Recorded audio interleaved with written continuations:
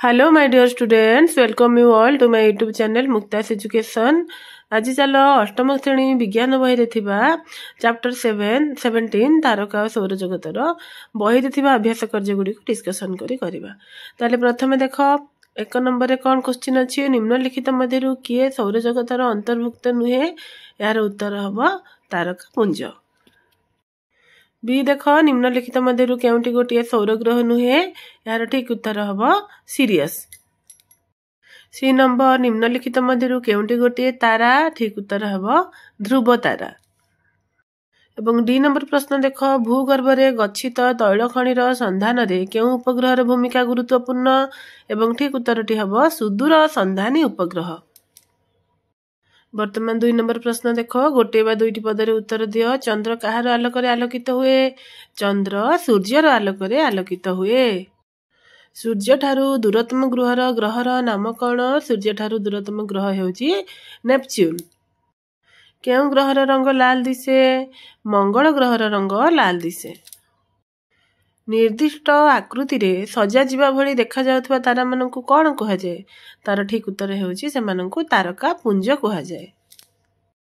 साधारणतः केउ केउ ग्रहर कक्ष मध्य ग्रहण पुंज अवस्थित?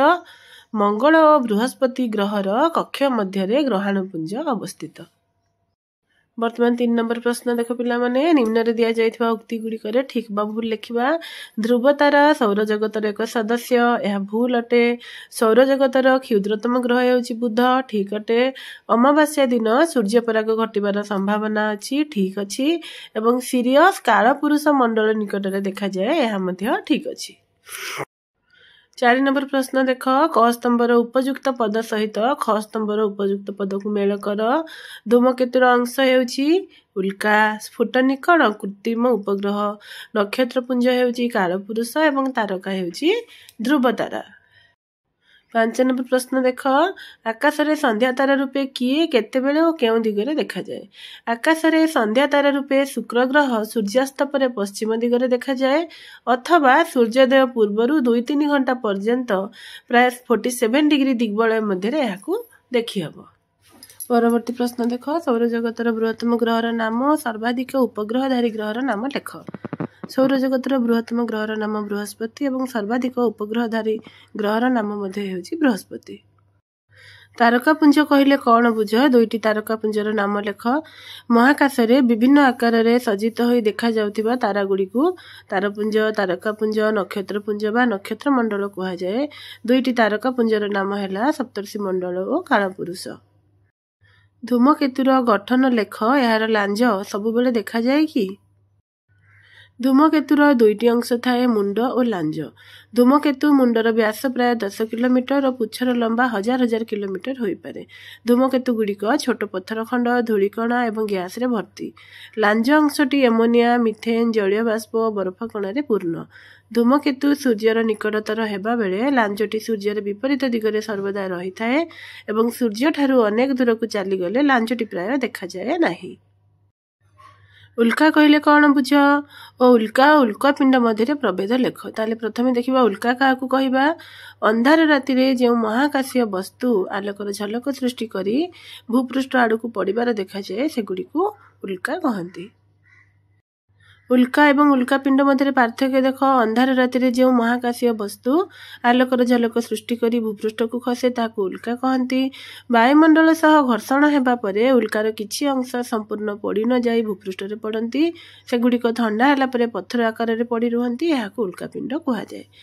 उल्का गुड़िक ग्रहाणु बा धूमकेतुर अंश विशेष, उल्कापिंड गुड़िक उल्कार अंश विशेष। उल्का धूमकेतुर अंश विशेष होइथिबारु एथिरे अनेक पदार्थ प्लाज्मा अवस्था रे थाए। उल्कापिंड गुड़िक लुहा और निकेल आदि चुंबकीय पदार्थ बेसी परिमाण रे थाए।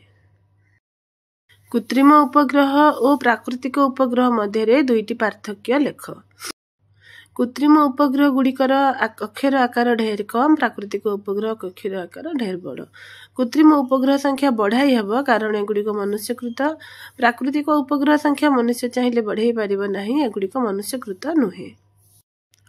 6 नंबर देख शनिग्रह संबंध रे एक संक्षिप्त टिप्पणी लेख। ईसत पीतरंगर ग्रह शनि आयतन रे सौरजगतर द्वितीय बृहत्तम ग्रह। एही ग्रहटी हाइड्रोजेन, हिलियम, एमोनिया और मिथेन आदि गैस रे पूर्ण। अत्यावधि यार 60टी उपग्रह आविष्कृत होईछि। यार उपग्रह मध्य टाइटान सर्वबृहत्तम।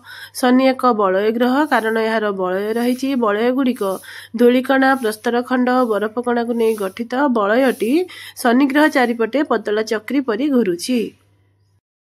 कृत्रिम उपग्रह द्वारा आमर कि उपकार साधित हो पारुछि। कृत्रिम उपग्रहर उपकारिता वायुमंडल रे घटुथिबा परिवर्तन और पाणीपाग संबंध में सूचना प्रदान करि पारुछि। सुदूर सुंधानी उपग्रह द्वारा भूगर्भ में गच्छित पेट्रोलियम और धातुर परिमाण स्थान निरूपण करा जाय पारुछि। भूस्थिर उपग्रह द्वारा टेली जोगाजोग, विभिन्न कार्यक्रम सीधा प्रसारण और उपग्रह माध्यम शिक्षादान आदि संपादन करा जाय पारुछि। जंगल और परिवेश संतुलन निमंते नूतन जंगल सृष्टि पई स्थान निरूपण करा जाय पारुछि।